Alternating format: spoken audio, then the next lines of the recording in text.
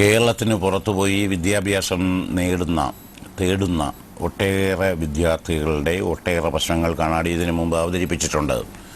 Medical വിദ്യാർത്ഥികൾ, engineering വിദ്യാർത്ഥികൾ, nursing വിദ്യാർത്ഥികൾ ഇവർ അനുഭവിക്കുന്ന പീഡനങ്ങളെക്കുറിച്ചിട്ടുള്ള നിരവധി കഥകൾ കണ്ണാടിയിലൂടെയും മറ്റു വാർത്താ ചാനലുകളിലൂടെയും പ്രേക്ഷകർ കേട്ടിട്ടുണ്ട്. എന്നാലും നാം പഠിക്കില്ല. പുതിയ കഥ തിരുനെൽവേലി പാളയംകോട്ടയിൽ നിന്നും. കണ്ണാടിയുടെ മറ്റൊരു ലേഖനത്തിലേക്ക് സ്വാഗതം. Tirunelveli Melathadiyur Palayamkottai PSN college of engineering and technology. ഒരു പ്രൊഫഷണൽ കോളേജിൽ വലിയ കാശ് നൽകി അഡ്മിഷൻ വാങ്ങിയ ഒരു വിദ്യാർത്ഥിയും അച്ഛനമ്മമാരും പെട്ടെന്ന് ആക്ഷേപങ്ങളുമായി പൊതുവേദിയിൽ എത്തില്ല. എന്നാൽ കേരളത്തിലെ ചില ചുണക്കുട്ടികൾ അതിനെതിരെ സംഘടിച്ച് രംഗത്തു വന്നു. ഒരു സർ ക്ലാസ്സിൽ വന്ന് ആദ്യമോ ഞങ്ങൾക്ക് ഒരു ഗുഡ് മോർണിംഗോ ഗുഡ് ആഫ്റ്റർനൂണോ അല്ല തരുന്നത്. ചെയർമാൻ ആവട്ടെ ഡയറക്ടർ ആവട്ടെ കയറി വന്ന് പറയുന്നത് യു ബ്ലഡി ബിറ്റ്സ് എന്നാണ് പറയുന്നത്. മീൻസ് എന്തെങ്കിലും പ്രശ്നം ഞങ്ങൾ എന്തെങ്കിലും ക്വസ്റ്റ്യൻ ചെയ്താൽ അതിനുള്ള ആൻസർ പറയാനായിരിക്കും വരുന്നത് അദ്ദേഹം എന്ന് പറഞ്ഞ് സംബോധന ചെയ്യുന്നത് തന്നെ ഇങ്ങനെയാണ്. അപ്പൊ എന്നിട്ട് അവർ പറയുന്നത് അവരുടെ കൾച്ചർ എന്തോ ആണ്. അപ്പൊ അതുകൊണ്ട് ഇവിടെ ബോയ്സും ഗേൾസും മിങ്കിൾ ചെയ്യാൻ പാടില്ല. ഞങ്ങൾ ആരും മിങ്കിൾ ചെയ്യാറുമില്ല. കോളേജിൽ രാവിലെ ഞാൻ ക്ലാസ് അറ്റൻഡ് ചെയ്തപ്പോൾ എന്നെ വിളിച്ചിട്ട് പോയി ചെയർമാൻ വിളിക്കുന്നു, ഡയറക്ടർ വിളിക്കുന്നു എന്ന് പറഞ്ഞു. ഞാൻ ഡയറക്ടറിന്റെ ഓഫീസ് ചെയ്തപ്പോൾ ഈ മാറ്ററിൽ നീ ഇന്നലെ എന്തിന് വീട്ടിൽ പോയി, നീ എന്തിന് വീട്ടുകാരെ ഇതിൽ അറിയിച്ചു, ഇവിടെ നടക്കുന്ന എന്ത് ചെറിയ കാര്യം നീ ഉടനെ വീട്ടിൽ വിളിച്ച് പറയൂ യു ബ്ലഡി ബിച്ച് എന്ന് പറഞ്ഞ് എന്നെ ശരിക്കും എന്നെ അങ്ങ് ഫയർ ചെയ്തു. മീൻസ് ഭയങ്കരമായി ഫയർ ചെയ്തിട്ട് ഇതാണല്ലേ ഇനി ഇങ്ങനെ ഉണ്ടാകും, ഇനി ഞങ്ങൾ ചിലപ്പോൾ വിളിപ്പിച്ചെന്നിരിക്കും, സത്യം ഉണ്ടായെന്നിരിക്കും ഇല്ലാതിരിക്കും, അപ്പോഴൊക്കെ നീ നിന്റെ വീട്ടുകാരെ ഇന്റലിജ് ചെയ്യിപ്പിക്കുമോ പറഞ്ഞ് എനിക്കൊണ്ട് അപ്പോളജി എഴുതി വാങ്ങിച്ചു. അപ്പോളജി എഴുതിയത് ഭയങ്കര ഒരു അവരെല്ലാരും വന്നിട്ട് ഞാൻ പറഞ്ഞു എനിക്കിതൊന്നും അറിയില്ല, ഞാൻ വീട്ടിൽ ചോദിച്ചിട്ട് അപ്പോളജി എഴുതാം. എന്നെ ഒന്നും പറയാൻ സമ്മതിച്ചില്ല. അവിടെ നിന്ന് ബലപൂർവ്വം അപ്പോളജി എഴുതിപ്പിക്കുമായിരുന്നു. അപ്പോളജി എഴുതി കൊടുത്തു. Bloody bitch. പുതിയ തലമുറയിലെ കുട്ടികൾ അത്തരം പദപ്രയോഗങ്ങൾ നടത്തുമ്പോൾ അത് ശരിയല്ല എന്ന് പറയേണ്ടവരാണ് അധ്യാപകരും മുതിർന്നവരും. ഇവിടെ മറിച്ചാണ്. കുട്ടികളെ അങ്ങനെ വിളിച്ച് ചീത്ത പറയുവാൻ, ചീത്ത പഠിപ്പിക്കുകയാണ്. ഹോസ്റ്റലിൽ പോയി ഒരു 6 മണിയായപ്പോൾ വീണ്ടും എന്നെ ഹോസ്റ്റലിൽ വിളിപ്പിച്ചിട്ട് ചെയർമാനായിരുന്നു വിളിപ്പിച്ചത്.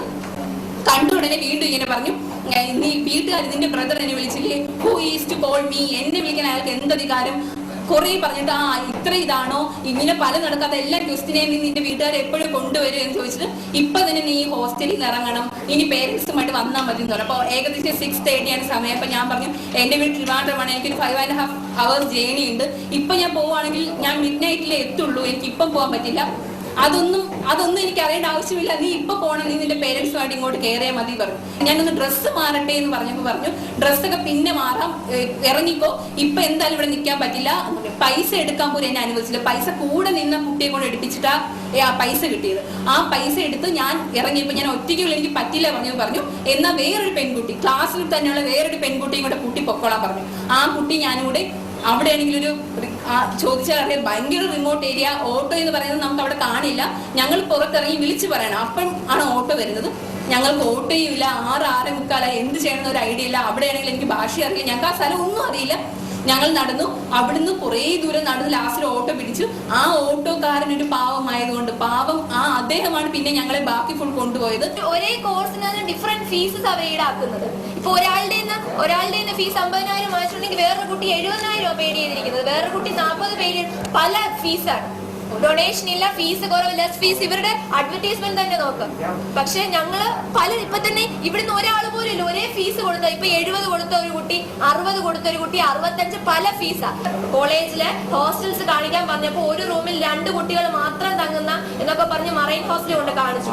അതിനുശേഷം ക്ലാസ് തുടങ്ങി പേരൻസ് കൊണ്ടുവന്നപ്പം ലേഡീസ് ഹോസ്റ്റൽ എന്ന് പറഞ്ഞ് കാണിച്ച ഹോസ്റ്റൽ ഒരു റൂമിൽ 8 പേരാ. ആ 8 പേർക്ക് കിടക്കാൻ 2 കട്ടിൽ മാത്രമാണ് ഉണ്ടായിരുന്നത്. ഒരു ടേബിൾ, ഒരു കസേര. എഞ്ചിനീയറിംഗിന് പഠിക്കുന്ന കുട്ടി എന്തെല്ലാം പഠിക്കാൻ കാണും, അവർക്ക് എന്തെല്ലാം വർക്ക് ചെയ്യാൻ കാണും. പക്ഷെ അവർക്ക് അതിനുള്ള സൗകര്യങ്ങളൊന്നുമില്ല അവിടെ. കേരളത്തിലെ അച്ഛനമ്മമാർ ഇത് പാഠമാക്കണം. മക്കളെ എവിടെയെങ്കിലും അയച്ച് ഡോക്ടറാക്കുകയും എഞ്ചിനീയറാക്കുകയും എന്ന ആഗ്രഹം നല്ലതാണ്. എന്നാൽ ചിലപ്പോൾ കൊടുക്കുന്ന കാശിന്റെ കുളിമറി പോലും അവിടെ ഉണ്ടാവില്ല. ആകെ കോളേജിലെ 2 ബാത്റൂമേ ഉള്ളൂ. ആ 2 ബാത്റൂമിൽ 90 സ്റ്റുഡൻസും വെളുപ്പിനെ 3:30 മുതൽ രാവിലെ 8 മണി വരെ വൻ ക്യൂ നിന്നിട്ടാണ് അവരെ പ്രാഥമിക കൃത്യങ്ങൾ പോലും നിറവേറ്റിയിരുന്നത്. എന്റെ ഫ്രണ്ട് വിഷ്ണുവും ജോബിയും പറഞ്ഞ എന്റെ 2 സുഹൃത്തുക്കളെ എന്നെ തിരക്കി അവിടെയൊക്കെ നടന്ന് ആരോ പറഞ്ഞനുസരിച്ച് ചെയർമാന്റെ റൂമിലുണ്ടെന്ന് പറഞ്ഞു. അത് വെച്ച് അന്വേഷിച്ച് അവരെ ചെന്നപ്പോഴത്തേക്ക് ഇവർ ചോദിച്ചു അതുപോലെ തന്നെ ഇവരോട് ചോദിക്കുകയും ചെയ്തു ഹു ആർ യു എന്ന് പറഞ്ഞ് ഇവരെന്റെ അച്ഛനാണോ എന്ന് പറഞ്ഞ് പിതൃത്വത്തെയും പൈതൃകത്തെയും വളരെയധികം താഴ്ന്ന രീതിയിൽ കാണിച്ചുകൊണ്ടാണ് ചെയർമാന്റെ ഞങ്ങളെ അഭിസംബോധന ചെയ്തത്. ഞങ്ങൾ ആദ്യം 3 കട്ടിലിൽ 8 പേര് വെച്ചാണ് കിടന്നത്. ഞങ്ങളുടെ റൂമിൽ ചെറിയൊരു റൂമും 8 പേരും കൂടെ ആയിരുന്നു. ഒരു മേശ, ഒരു കസേര. ഒരു എഞ്ചിനീയറിംഗ് സ്റ്റുഡൻറ്റ് അതൊന്നും പോരാ. എല്ലാവർക്കും സത്യം പറഞ്ഞാൽ പേടിയായിരുന്നു. ഇങ്ങനെ ചെയർമാൻ ഭയങ്കര ഗുണ്ടയാണ് ഇതാണെന്നൊക്കെ കേട്ട് കഴിഞ്ഞാൽ ഭയങ്കര പേടിയായിരുന്നു എല്ലാവർക്കും ചോദിക്കാനായിട്ട്. ഇപ്പം എന്തായാലും അവിടുത്തെ അന്തരീക്ഷം കൊണ്ട് ആപ്പടെ ഡെസ്പായിട്ട് പിന്നെ ഒരു മൈഗ്രെയിൻ്റെ പ്രശ്നം തുടങ്ങിയിട്ട് അങ്ങനെ ഫിക്സായി. 2 പ്രാവശ്യം ഫിക്സായിട്ട് ഇവരൊരു ഡോക്ടറെ കാണിക്കുകയോ പിന്നെ ഹോസ്പിറ്റലിൽ എന്തെങ്കിലും ഒരു കെയർ ഒന്നും ചെയ്തിട്ടില്ല. സർട്ടിഫിക്കറ്റ് ചോദിക്കുമ്പോഴത്തേക്ക് അവർ പിന്നെ അഡീഷണൽ ഫീസ് വേണമെന്നൊക്കെയാണ് പറയുന്നത്. 2ാമത് ഫീസ് കൊടുക്കണം, ഇനി പൈസ ഒരു വർഷം ഫീസ് അടച്ചുള്ളൂ, മൊത്തം ഫീസ് അടക്കുന്നതൊക്കെ ആദ്യം ഒന്ന് പറഞ്ഞായിരുന്നു.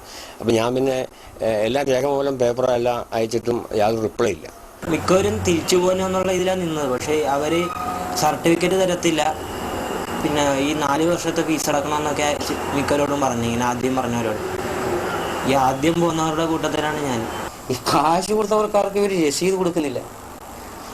അപ്പോൾ അതുകൊണ്ട് കാശ് ഞങ്ങൾ കൊണ്ടുവന്നെങ്കിലും ഞാൻ കാശ് കൊടുത്തില്ല, പൈസയൊന്നും അന്ന് കൊടുത്തില്ല. ഞാൻ തിരിച്ച് പൈസയും കൊണ്ട് പോകുന്നു. ഒരു വെട്ടിപ്പ് പോലെ അന്ന് തന്നെ തോന്നി. ബുദ്ധിയുള്ള ചിലർക്ക് അങ്ങനെ തീരുമാനിക്കുവാനായി. അതുകൊണ്ട് അവർ വെട്ടിപ്പിൽ നിന്നും ഒഴിവായി. എന്നാൽ വെബ്സൈറ്റിലെ വാഗ്ദാനങ്ങൾ കേട്ട ചിലർ, അത് കണ്ട് അമ്പരപ്പെട്ട ചിലർ വഞ്ചിതരാകുകയും ചെയ്തു. വെബ്സൈറ്റിൽ കയറി നോക്കിയാൽ തന്നെ ഭയങ്കര ഭീകരമായ അഡ്വർടൈസ്മെന്റ്, കണ്ടാൽ ആര് വീണ് പോകുന്ന കുറെ അഡ്വർടൈസ്മെന്റ്. പിന്നെ ഓരോരോ ഡിസ്ട്രിക്റ്റിലും ഈ ഏജന്റുമാരുടെ വലിയ വലിയ ഏജൻസീസ് അവര് പറയുന്ന മോഹന വാഗ്ദാനമാണ്. പിന്നെ ഞങ്ങൾക്ക് ഒന്നും പറയില്ല, ഗുണ്ടകളാണ്. മീൻസ് നമ്മളിപ്പോ എന്തെങ്കിലും പറഞ്ഞ് ക്വസ്റ്റ്യൻ ചെയ്താൽ അടുത്ത ഭീഷണിയാണ്. കാല് കാണില്ല, കൈ കാണില്ല, വീട്ടിൽ പോകില്ല, വീട്ടുകാരറിയില്ല, വീട്ടുകാരെ കാണില്ല. അപ്പൊ കോളേജ് ഡേ 1 മാസത്തിൽ 1 ദിവസം നടത്താറുണ്ട്. അവിടെ എന്താ നടക്കുന്നതെന്ന് വെച്ചാൽ കോളേജ് ഡേ, ഹോസ്റ്റൽ ഡേ എന്നാണ് പറയുന്നത്. 12 മണിയാണ് ഇതിന്റെ സമയം. രാത്രി 12 മണി 11:30 കൊണ്ടുപോകും. എന്നിട്ട് ഞങ്ങൾ ഹോസ്റ്റലിൽ വെച്ചില്ല, ഹോസ്റ്റലിൽ നിന്ന് വളരെ അകലെയുള്ള ഞങ്ങളുടെ ക്യാൻറ്റീൻ 10-15 മിനിറ്റ് ഞങ്ങൾ നടന്നാണ് ആ ക്യാൻറ്റീനിൽ പോകുന്നത്. ആ ക്യാൻറ്റീനിൽ വെച്ചാണ് ഈ ഹോസ്റ്റൽ ഡേ. എന്നിട്ട് അവിടെ ബോയ്സിൽ പ്രവേശനമില്ല, ബോയ്സ് അങ്ങോട്ട് പ്രവേശിക്കുന്നുണ്ടോ എന്നറിയാൻ വേണ്ടി ആൾക്കാർ വരെ നിർത്തിയിട്ടുണ്ട്. എന്നിട്ട് ഓരോരുത്തരുടെ പേര് എടുപ്പിക്കും, ഓരോ ലോട്ട് എടുപ്പിക്കും. എന്നിട്ട് സിനിമാ പാട്ടും അതിനൊത്ത് ഡാൻസ് ചെയ്യണം. കാണാനിരിക്കുന്നത് ചെയർമാൻ, ഡയറക്ടർ, നമ്മുടെ administrative officer, then including this agents, അവരൊക്കെ കാണാനിരിക്കുന്നത് ഡാൻസ് ചെയ്യണം. അപ്പൊ ഡാൻസ് ചെയ്യാൻ പറ്റില്ല എന്ന് പറഞ്ഞ് സർ എനിക്ക് ഡാൻസ് അറിയില്ല, എനിക്ക് പറ്റില്ല എന്ന് പറയുകയാണെങ്കിൽ എന്തെങ്കിലും ചെയ്തിട്ട്, ഈവൻ ഒന്നുകിൽ ഡാൻസ് അല്ലെങ്കിൽ പാട്ട് അല്ലെങ്കിൽ മിമിക്രി മോണായിട്ട് ഒന്ന് പറഞ്ഞുകൂടെങ്കിൽ വെറുതെ അവിടെ 10 മിനിറ്റ് നിന്നിട്ടെങ്കിലേ പോകാൻ പറ്റും. സൗന്ദര്യ വസ്തുക്കളായി തീരുന്ന എഞ്ചിനീയറിംഗ് വിദ്യാർത്ഥികൾക്കായി ഇതാ ഒരു കോളേജ് രാപ്പകൽ തുറന്നു കിടക്കുന്നു. കണ്ണാടി കേരള സർക്കാരിനോടും തമിഴ്നാട് സർക്കാരിനോടും അഭ്യർത്ഥിക്കുകയാണ്, ഇതിൽ ഗൗരവമായ അന്വേഷണമുണ്ടാകണം.